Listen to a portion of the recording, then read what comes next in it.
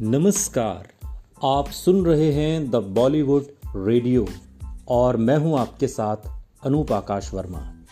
दोस्तों, ये किस्सा रेखा का है। रेखा ने एक बार कहा था कि सवाल ये नहीं कि जया के पास ऐसा क्या है जो मेरे पास नहीं, सवाल ये है कि जया के पास ऐसा क्या है जो मेरे पास भी है। फिल्म घर में जहां रेखा ने अपने संवेदनशील अभिनय से सबका दिल जीता, वहीं साल 1978 में आई मुकद्दर का सिकंदर से साबित कर दिया कि स्टारडम में वो भी किसी से पीछे नहीं। उन्होंने वो सारी नज़ीरें पेश कर दी जो ये साबित करती है कि ग्लैमर और चमक दमक रेखा की शख्सियत का एक अहम हिस्सा है। इस फिल्म में रेखा मेहमान भूमिका में थी, लेकिन उनकी परफॉर्मेंस फिल्म की हीरोइन राखी पर भारी पड़ गई। अमिताभ के साथ उनकी केमिस्ट्री का जवाब नहीं था। फिल्म में रेखा ने अच्छी तवायफ ज़ोहराबाई का किरदार निभाया था। दिलचस्प ये भी है कि उसी साल रेखा ने अमिताभ की एक और फिल्म कस्मे वादे में कैमियो रोल किया था। इस फिल्म में भी राखी मुख्य भूमिका में और रेखा तवायफ के किरदार में थी। कस्मे वादे और मुकद्दर का सिकंदर दोनों ही फिल्में सुपरहिट रही, पर मुकद्दर का सिकंदर ने बॉक्स ऑफिस पर कामयाबी के सभी रिकॉर्ड्स तोड़ दिए।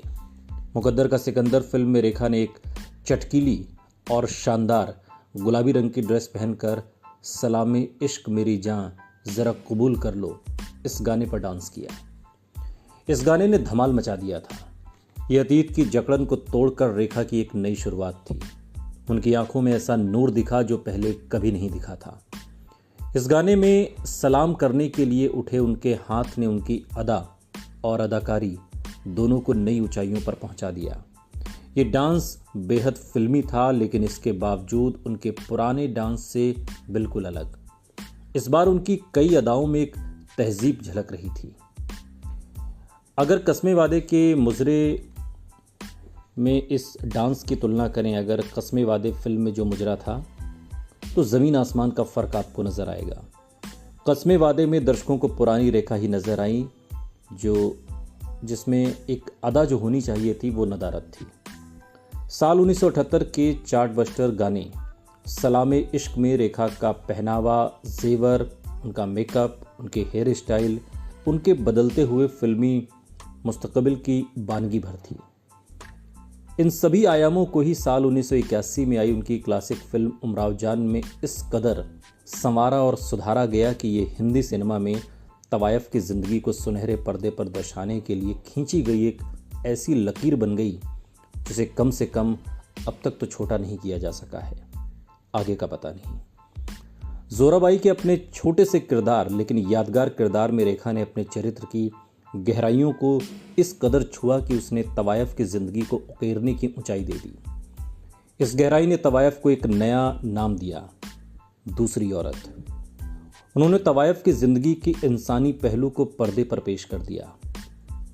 उसमें स्टाइल, आकर्षण, लावण्य, नज़ाकत और सहानुभूति के जज्बात भर दिए।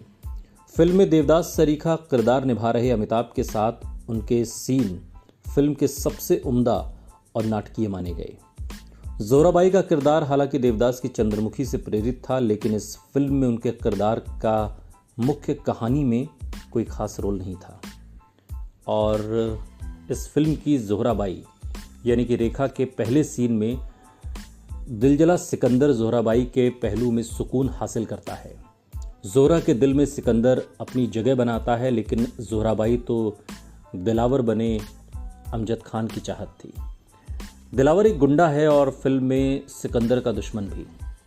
वैसे तो रेखा का कैमियो रोल फिल्म में कुछ दृश्यों और गानों तक सीमित था, पर अमिताभ के साथ उनकी शानदार केमिस्ट्री के आगे फिल्म में सब कुछ फीका पड़ गया। वो फिल्म की हाईलाइट बन गई। जेरी पिंटो कहते हैं कि मुझे लगता है कि रेखा मुकद्दर के सिकंदर के जरिए अपने चरम पर पहुंच गई थी। ये उनकी सबसे बड़ी और शानदार फिल्म थी। फिल्म के निर्माता प्रकाश मेहरा जब फिल्म बना रहे थे तो उन्होंने कहा कि लोगों ने कहा कि मैं एक बेवकूफ़ हूँ, क्योंकि फिल्म के अंत में सारे पात्र मर जाते हैं और जो किरदार जिंदा बचते हैं वो फिल्म के हिसाब से सबसे फीके हैं, सबसे कमज़ोर हैं। ये किरदार थे विनोद खन्ना और राखी। राखी इस समय अपने करियर के ढलान पर थीं। प्रकाश मेहरा ने कहा था कि रेखा में ये खास बात हमेशा से है, उन्हें सिर्फ अब तक सही से रोल नहीं मिला। कहानी को अंतिम रूप देते देते हमने पुराने देवदास की तरह गाने का ये नया रूप सोचा। मैंने रेखा को इस रोल के हिसाब से देखा तो पाया कि वो इस रोल के लिए सबसे फिट हैं। वो ज़ोहराबाई बन गई और मैं आज भी उन्हें ज़ोहराबाई ही बुलाता हूँ। सुनते रहिए द बॉलीवुड रेडियो, सुनता है सारा इंडिया।